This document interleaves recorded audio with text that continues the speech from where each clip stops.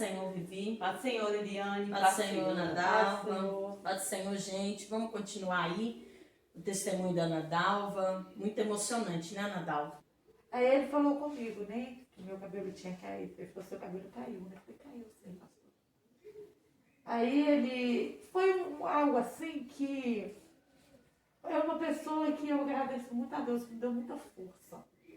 Nunca entristeceu, nunca deixou mesmo que eu me sentisse triste. E aí eu peguei e falei pra ele, eu orei a Deus e falei com ele.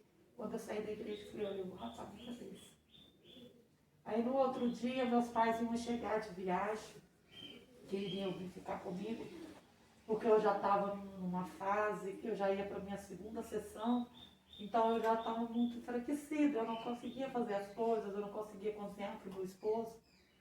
E aí eu precisava que alguém ficasse comigo.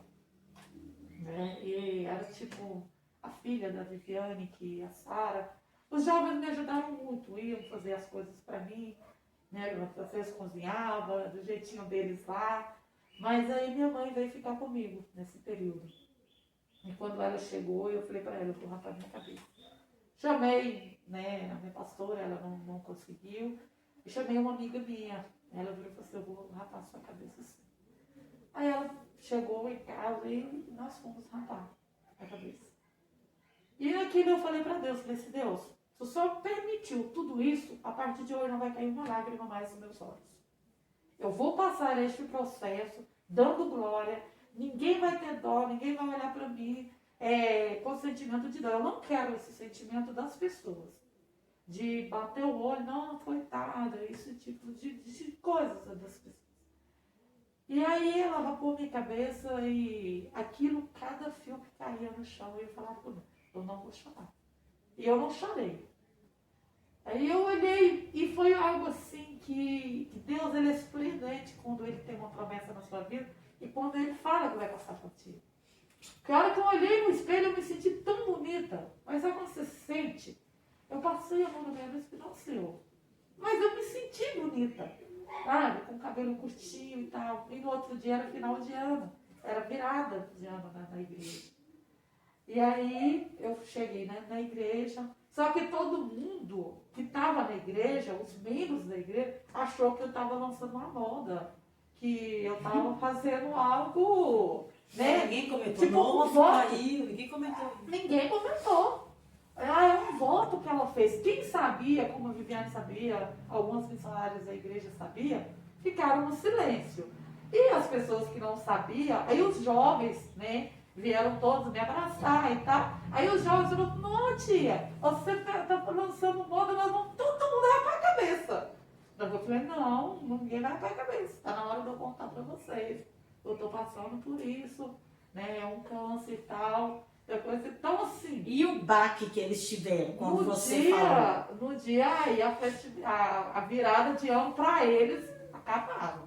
E aí eles, acho que eles pensaram assim, ela vai morrer, então vamos homenagear ela hoje. Foi assim, o tempo todo, um me abraçava, um chegava, cantava um achando que nem... Então, para eles foi um sofrimento. Aquela coisa. Só que Deus, ele tem a maneira dele, a estratégia dele trabalhar. Porque com isso, o que aconteceu? Eles não me deixavam quieta. Não te deixavam ficar triste? Não me deixavam ficar triste. E eles eram muito a presença de Deus, a buscar a presença do Senhor. Então eles queriam ir para o monte todos os dias. E eu nunca deixei sozinho. Então eu ia para o monte de manhã. Tinha dia que eles faziam eu ir para o monte à tarde. E o dia que eles viam que eu estava triste, que eu não estava aguentando mais, eles corriam e falavam assim, sempre eles me chamavam de velha, ou velha. A gente sempre tive essa liberdade. Corre atrás de nós e pega. Aí, às vezes, uma coisa que eu não queria que eles fizessem, eu ficava brava, aí eles falavam assim, então corre e pega. Aquilo ali, eu corria atrás deles, aí aquilo o tempo ia passando. Então eu não tinha tempo de pensar na minha doença. Depois, aí cada dia, aí eu comecei a usar lenços. Comecei a usar lenço e quando foi um dia, Deus falou comigo que não queria que eu usasse lenço mais.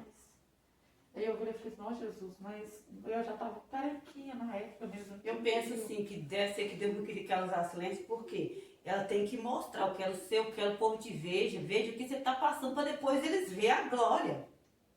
Né? O que ela está escondendo? Por que você está escondendo aquilo que eu estou te permitindo passar? Eu quero que você passe. Que depois você vai ver a glória.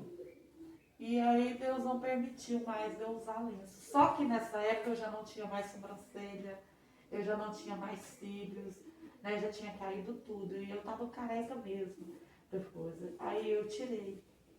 Só que era minha unção de missionária. E eu falei com Deus, pensei, Deus, eu só vou tirar no dia da minha unção. No dia da minha unção eu vou tirar. E aí, né, todo mundo preparou. E na hora que nós estávamos no culto e o pastor chegou para mim e falou assim, olha, chegou a hora. Você vai tirar o lenço? Eu não quero te ungir com esse lenço. A igreja estava lotada. E aí eu fui no banheiro, eu lembro direitinho que a Luzia entrou dentro do banheiro comigo. E eu chorei muito lá no banheiro na hora que eu tirei meu lenço. Porque a maioria das pessoas sabiam, mas sabiam, né, não da gravidade que estava. Nunca tinha te visto também sem o lenço. Né? Eu tirava lenço só dentro da minha casa. Quem me via era o meu esposo. Que nem meus pastores me viam sem lenço. Quando eu ia para a casa deles, eu estava de lenço. E aí eu entrei lá dentro do banheiro, tirei esse lenço. E a Luzia me abraçou e falou assim, você está muito linda. Mas aquilo as pessoas falavam comigo, mas a gente tinha a impressão assim, eu sei que eu não estou. Ele está falando para me dobrar. Tá falando para não me deixar mais abatida. Eu já não tinha mais cor, porque eu já estava muito pálida, né? Porque o sangue da gente é todo transformado. E aí eu peguei e saí ali de dentro do banheiro. Quando eu saí do banheiro, que eu olhei, eu vi a igreja se levantar e glorificar o Senhor. Aí e tinha a missionária Edivânia, ela estava louvando esse dia na igreja, e ela veio e virou e falou assim, como é isso? Eu não sabia da sua doença. Como que você está com câncer? Eu não sabia da sua doença. Eu achei que você estava lançando moda de lenço, que era alguma coisa. Eu falei, oh meu Deus. Não, eu fiquei doente. E eu fui ungida naquele dia missionária. E quando eu fui ungida ao Senhor, foi eu e meu esposo. Fomos ungidos ao missionário. E o Senhor falou comigo. Deus falou assim, aqui está o início da minha promessa. Eu te prometi se cumprindo sobre a sua vida. Porque aquilo que eu não tinha do meu esposo me acompanhando, aquilo que eu não tinha do meu esposo pregando a palavra do Senhor, eu tinha. Eu descobri na minha doença o marido que eu tinha dentro da minha casa. Eu fedia. Meu marido nunca deixou de dormir abraçado comigo. Eu passava por dias que eu vomitava o dia todo. O meu esposo limpava. Eu nunca tinha visto meu esposo lavar um garfo dentro da minha casa. Meu esposo lavava. Meu esposo cozinhava. Ele não sabe fritar um ovo. Mas ele fazia a comida do jeito dele, ele colocava no prato. Às vezes eu não queria comer, ele fazia aviãozinho, vamos amor, come. Né? Ele comia aquilo ali que eu sabia que estava horrível. Mas ele comia e falava assim, está gostoso. Por quê? Porque ele tentava de todos os jeitos. Né? E eu vejo, irmã, que no momento que você fala que tirou o lenço para ser ungida, eu vejo assim um ato profético, que a gente sabe que a unção, ela quebra o jugo. No momento que você, eu creio que você se ajoelhou ali na frente do altar, você e seu marido, e ser ungida missionária, sabe? Então o jugo dessa enfermidade estava sendo quebrado. Deus estava trabalhando ali através daquilo. Porque todo mundo que te viu antes e estava te vendo ali, iria te ver depois. Então Deus estava escrevendo uma história.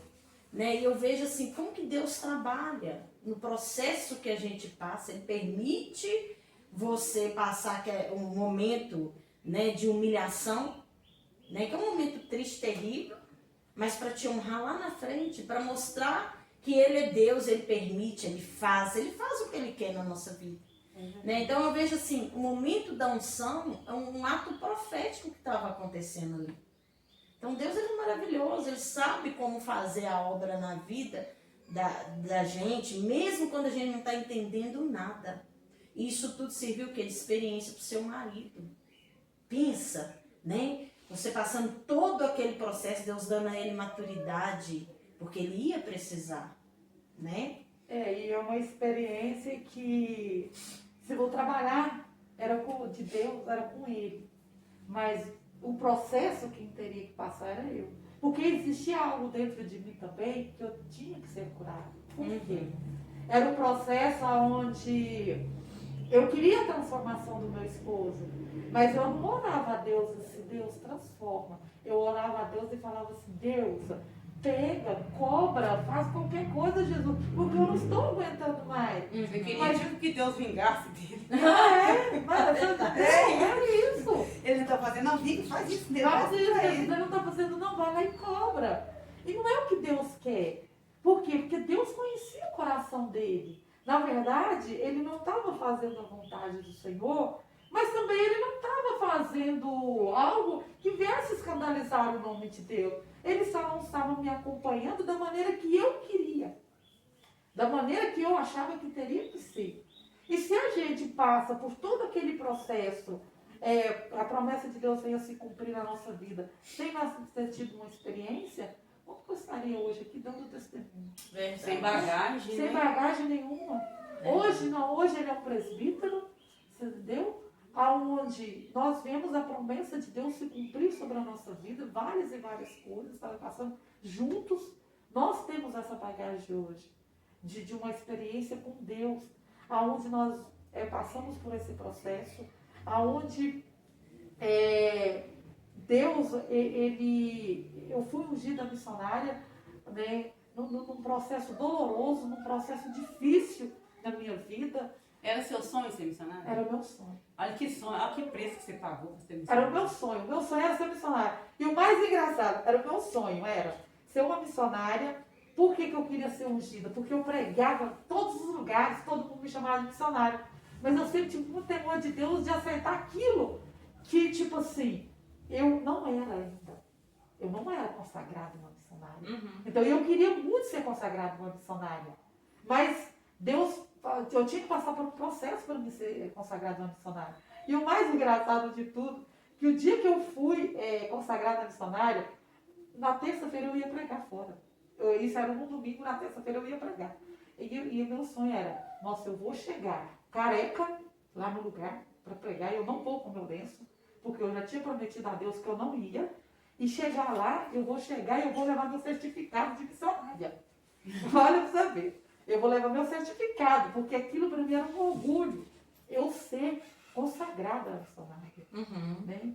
E quando eu chego lá, tá, beleza, eu fui pregar, eu nem lembrei do meu certificado, né, que estava uma coisa e tal. A hora que o pastor vai orar, agora eu vou convidar a pastora Ana Dalva para estar ministrando a palavra do Senhor. Eu falei, Jesus, não, eu fui ungida missionária, para ser chamada de missionária. E aí eu peguei o microfone e falei, né? Falei assim, mas eu sou missionária. Eu fui consagrada missionária e tal. Ele virou e falou assim, mas o chamado que Deus tem na sua vida é de pastora. Eu falei, misericórdia, o que está vendo aí? Porque para missionária, eu paguei o preço, eu passei o processo que eu estou passando, que eu não tinha terminado de passar. Porque aí todo mundo vira e fala assim, tá, beleza, ela passou 4 sessões de quimio, eu passava 3 dias mal, mas eu melhorava, eu passava mais 20 dias bem, até eu passar outra sessão. É porque ela não aparentava assim, ai, tá morrendo, ai, não, ela não aparentava. Aí chegou pra branca, a branca é leve, é só 12 brancas, né? Vai ser um processo fácil. Eu tinha uma alergia quando eu fui formar. Não. Gente, ela saiu da quimioterapia vermelha, a mais agressiva, e foi para a branca, que é a menos agressiva. Quer saber o que aconteceu depois disso? Continue assistindo, compartilhando, deixe o joinha E se inscreva no canal, tá? Que aí a notificação vai chegar automaticamente, tá bom? A paz do Senhor, Natal, a paz do Senhor, A paz do Senhor, a paz do Liliane, Senhor, a paz do Nadal. Senhor, povo de Deus.